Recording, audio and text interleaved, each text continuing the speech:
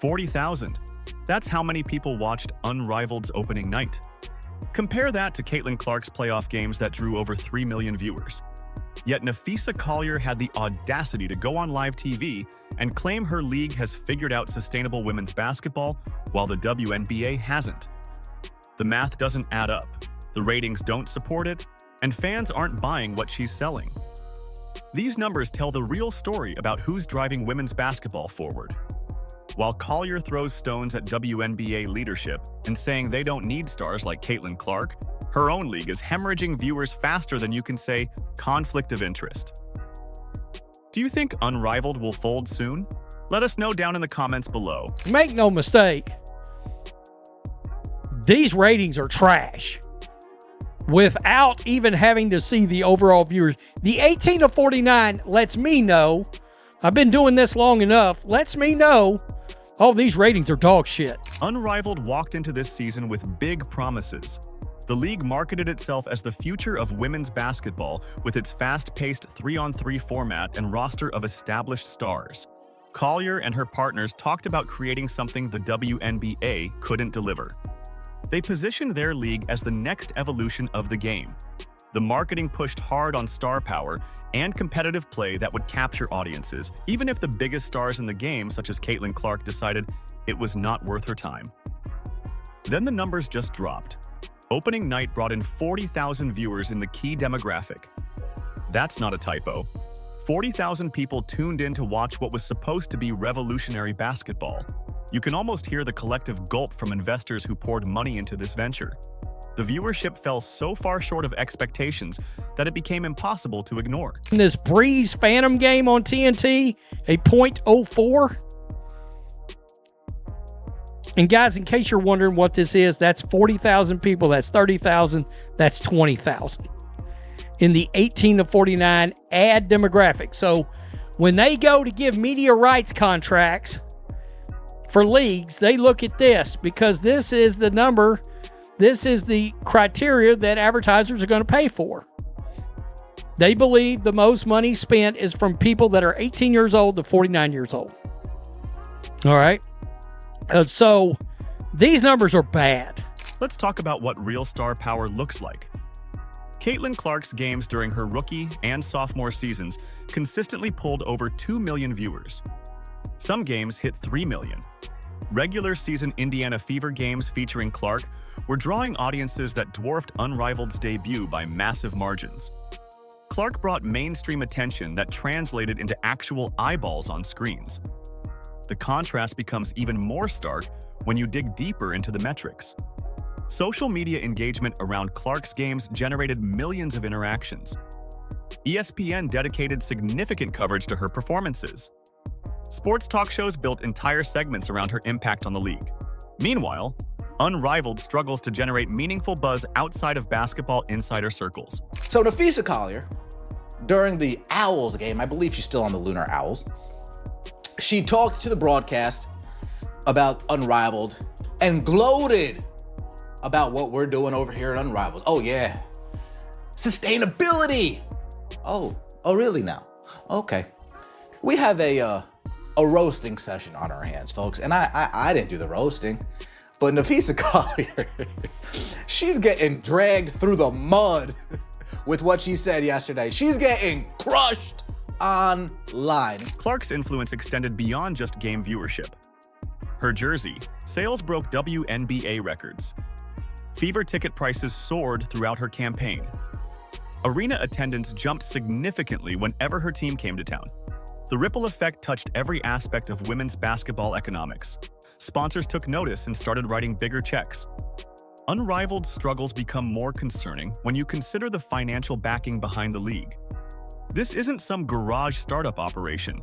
The venture carries a $340 million valuation based on projections that clearly haven't materialized. Investors expected returns that would justify that massive number.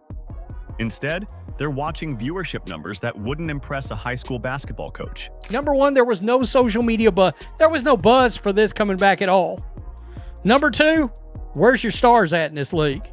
I mean, look, I understand the league itself is trying to ramrod Paige Bueckers down everybody's throats right now. Oh my God, she's brave, stunning, and courageously playing basketball. Zero fire around her. She ain't bringing a motor scooting viewer to nobody. The gap between expectation and reality tells you everything about the difference between manufactured hype and authentic star power. Clark didn't need gimmicky formats or marketing campaigns to draw viewers.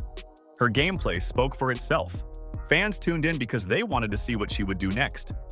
The excitement felt genuine rather than forced. Alternative leagues face an uphill battle when mainstream stars aren't involved. The 3-on-3 format might work for short entertainment bursts, but it doesn't create the compelling storylines that build lasting fandom. Casual viewers need reasons to care beyond just watching good basketball. They want narratives, rivalries, and personalities they can follow throughout a season. A 2-year 3v3 pop-up league. Please come back when Unrivaled has lasted 3 decades. You can't take her serious. It is a pop-up league. It is a pop-up league. You know, you go to the mall and there's like a random shop one day. It's a pop-up shop. This is a pop-up league. Sustainable business in year 2. Good Lord. She sounds like someone taught her a few jargon keywords and thought they could pass her as an intelligent business. Oh no. With all due respect, you're only your 2nd year of Unrivaled, so I highly doubt you know in depth what it takes to run a sustainable business. I'm sure at some point in the future that will resonate. These numbers raise serious questions about who actually drives growth in women's basketball. The data points clearly toward players like Clark who bring new audiences into the fold. When those players aren't involved, alternative leagues struggle to maintain basic audience engagement. That reality exposes some uncomfortable truths about recent claims regarding sustainable business models. Napheesa Collier stepped in front of cameras and declared that Unrivaled had cracked the code. She talked about sustainable business models that the WNBA supposedly couldn't figure out after decades of operation. The confidence in her voice suggested she had discovered something revolutionary about women's basketball economics. Her message was clear: the old league was broken, but her new venture had all the answers. I think you've just heard a lot of chatter about, what we're asking for is not sustainable for the business. Being on this side with Unrivaled, I know what it takes to run a sustainable business. So I think if they can't find a model that makes it happen, they need to put people in place who can, because we've proven that it is possible. There is a way, and we're thriving in that. Fast forward to opening night and those bold claims started looking pretty hollow. The viewership numbers came in at levels that would embarrass a local college game broadcast. Audience engagement dropped off cliffs that nobody saw coming. Social media buzz fizzled out faster than a wet firecracker. The sustainable business model she bragged about was hemorrhaging potential customers from day one. Critics wasted no time pointing out the obvious problems. Basketball purists called it gimmick basketball that sacrificed fundamentals for flashy plays. The 3-on-3 format created highlight moments, but couldn't sustain the kind of narrative tension that keeps fans coming back week after week. Casual viewers tuned out because they couldn't connect with teams or storylines that felt artificially manufactured. This sustainability comment from Napheesa Collier the other day, talking about how stable the Unrivaled is, and the WNBA should really take note of that. Quote, being on this side with Unrivaled, I know what it takes to run a sustainable business, so I think if you can't find a model that makes that happen, we need to put people in place who can. And of course, after seeing these ratings now, you gotta be joking. This is why she was getting destroyed the other day, because everybody knew. Everybody was anticipating. The format works fine for entertainment purposes during All-Star weekends or summer exhibitions. But building an entire league around it presents challenges that become apparent quickly. Traditional basketball creates natural drama through season-long arcs, playoff races, and individual achievement chases. The shortened format strips away much of that compelling storytelling framework that drives long-term fan investment. While her league struggled to find its footing, Collier started making claims about women's basketball growth that didn't match reality. She positioned herself and other veteran players as the foundation builders who deserved credit for recent popularity surges. The narrative suggested that established stars like her had laid groundwork that was finally paying dividends across the sport. Nobody even in here cares, and I wouldn't be surprised if those people that came in just got handed free tickets. Wouldn't be surprised. I would not be surprised. We got to make this look good. Is if you walk through the door, here's your free ticket. Here's your free ticket. If you come into the state of Florida, everybody traveling to the state of Florida is getting a free Unrivaled ticket, and they couldn't even fill up the building. That's crazy work. That's crazy work. The timeline doesn't support that version of events. Women's basketball saw its most dramatic growth spike when Clark burst onto the scene and brought mainstream attention that had been missing for years. New fans flocked to games specifically to watch her play. Television ratings jumped to levels nobody had seen before. Merchandise sales exploded around her presence in the league. The WNBA's biggest audience gains happened precisely when Clark's star power reached its peak during her first 2 seasons.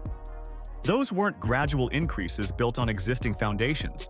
They were sudden jumps that coincided directly with her impact on the sport. The correlation was impossible to ignore for anyone looking at the data objectively. Let's be for real here, right? Unrivaled is so sustainable that they can't even attract the best players, but they couldn't even retain the other players. They couldn't attract Asia, they couldn't attract Caitlyn, season 1, and they can't retain Angel, and they can't retain Sabrina, season 2, but it's sustainable. We're losing stars, but it's just, oh no. Sustainable. They play all their games out of the same location. They train in the same location. Overhead is clearly much smaller. Is she being serious? Collier's sustainable business model was failing the most basic test that any entertainment venture faces. You have to attract viewers first before you can worry about keeping them engaged long-term.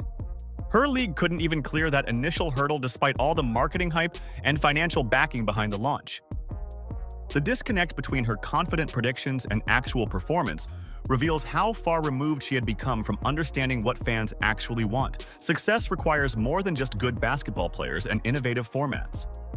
You need genuine star power that transcends the sport itself and brings new audiences into the fold. I mean, come on. Let's be honest. You got WNBA games on NBA TV that are bringing 400,000, 3 times the amount of 500,000, 800,000 real viewers.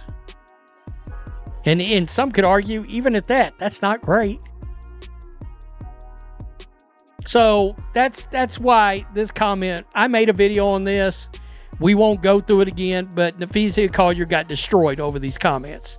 Absolutely crushed in the dust. Napheesa Collier holds the title of WNBPA Vice President while running her own competing basketball league.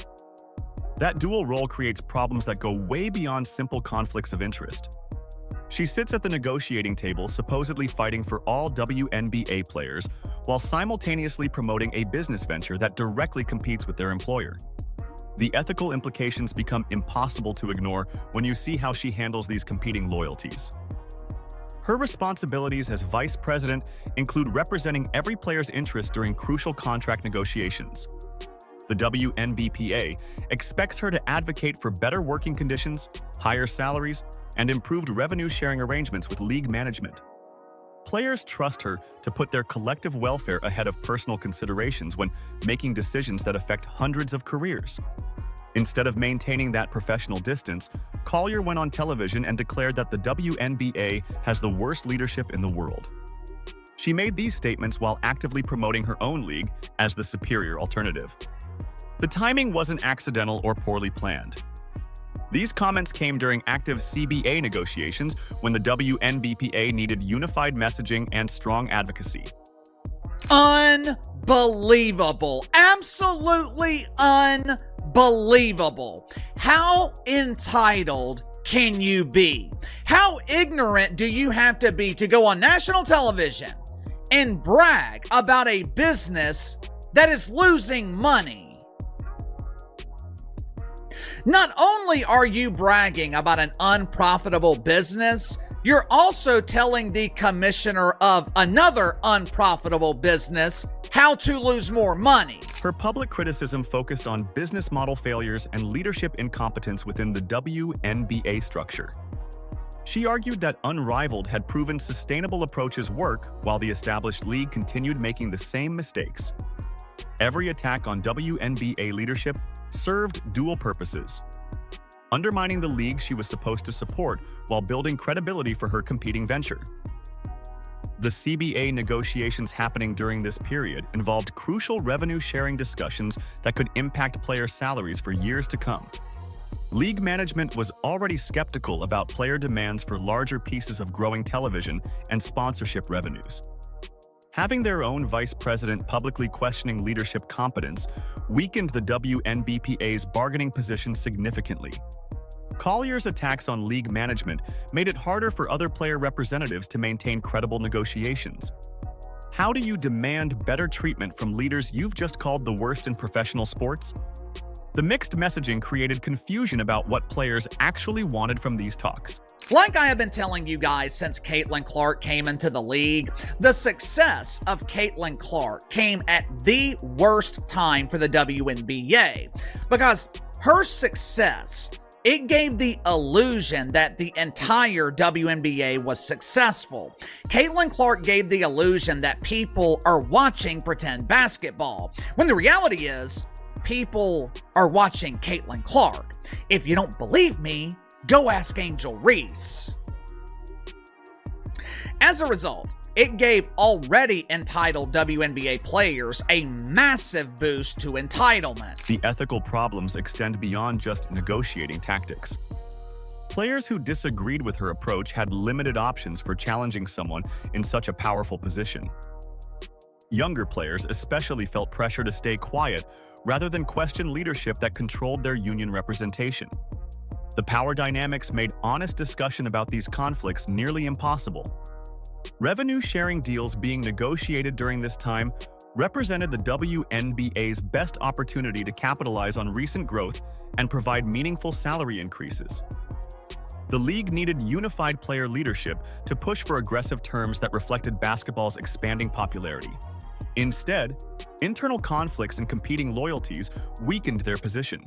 Collier's business interests clearly benefit when the WNBA struggles with labor relations and public perception problems.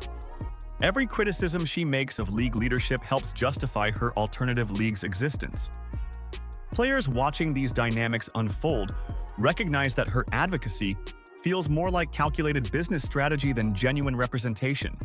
The pattern reveals why her criticism carries an edge that legitimate advocacy typically doesn't have. She's not just pushing for improvements within the existing system, she's actively working to replace that system with one she owns and controls. I wanted to know just how sustainable 3-on-3 pretend basketball was, because if the WNBA isn't a sustainable business with the backing of the most popular basketball league in the world, and with the star power of a once-in-a-lifetime draw like Caitlin Clark, if the original dump, if they're not sustainable, there is absolutely no way that Unrivaled is making money. Right? Basketball fans saw right through Collier's strategy and they weren't having any of it. Social media platforms exploded with criticism directed at her attacks on the WNBA during what should have been a celebration of the league's growth. Twitter threads broke down exactly how her comments undermined progress that took years to achieve. Instagram posts called out the obvious conflict between her union role and business interests. TikTok videos mocked the failed ratings of her league compared to Clark's impact. The fan response revealed something important about who people actually consider the future of women's basketball. Clark's name dominated discussions about where the sport was heading. Fans talked about Lexi Hull's defense and how her chemistry with Clark creates exciting possibilities. Aaliyah Boston's defensive presence gets mentioned as a cornerstone piece for championship runs. Kelsey Mitchell's scoring ability generates genuine excitement about offensive firepower. Sophie Cunningham's competitive edge represents the kind of player fans want to see succeed. These players embody what fans actually want from women's basketball. Young talent that improves every season. Authentic team chemistry that creates compelling storylines. Players who embrace the spotlight rather than trying to tear down others who found it first. The contrast with Collier's approach couldn't be more obvious to anyone paying attention. Fan backlash focused specifically on how Collier was trying to rewrite recent history. You look at Caitlin Clark, the Wilson basketball, selling like hotcakes. The Kobe PEs, selling like hotcakes. The Barbie selling like hotcakes. The action figures selling like hotcakes. The Funko Pop selling like hotcakes. Merchandise selling like hotcakes. T-shirts selling like hotcakes. It's not the same case with everybody else. And now the latest company to just take money and throw it down the drain is a company I grew up with. It's a company I grew up with. I think many of us had these. Paige Bueckers signs a deal with Lego as she prepares to be the next signature athlete. People remembered exactly when WNBA popularity surged and who deserved credit for bringing new audiences to the sport. Comment sections filled with reminders about television ratings before and after Clark's arrival. Fans posted attendance figures that showed the dramatic increases during her rookie campaign. The evidence was overwhelming, and supporters weren't letting anyone forget it. The 2026 Fever season represents everything fans are genuinely excited about. A young core that's still improving. Chemistry between players that feels natural rather than manufactured. Authentic growth built on actual performance rather than manufactured controversy. Fans see this as the blueprint for sustainable success that doesn't require tearing down existing structures. Collier's attempts to sabotage the league only made fans more protective of the genuine progress they witnessed. Every attack on WNBA leadership strengthened fan resolve to support the league through this crucial growth period. People recognize that authentic success requires building something positive rather than destroying what already works. The choice became clear to anyone watching these dynamics play out. One path leads towards sustainable growth built on real star power and compelling basketball. The other leads toward failed experiments and conflicts of interest that benefit nobody except league owners looking for quick profits. Well, we look at Caitlin Clark.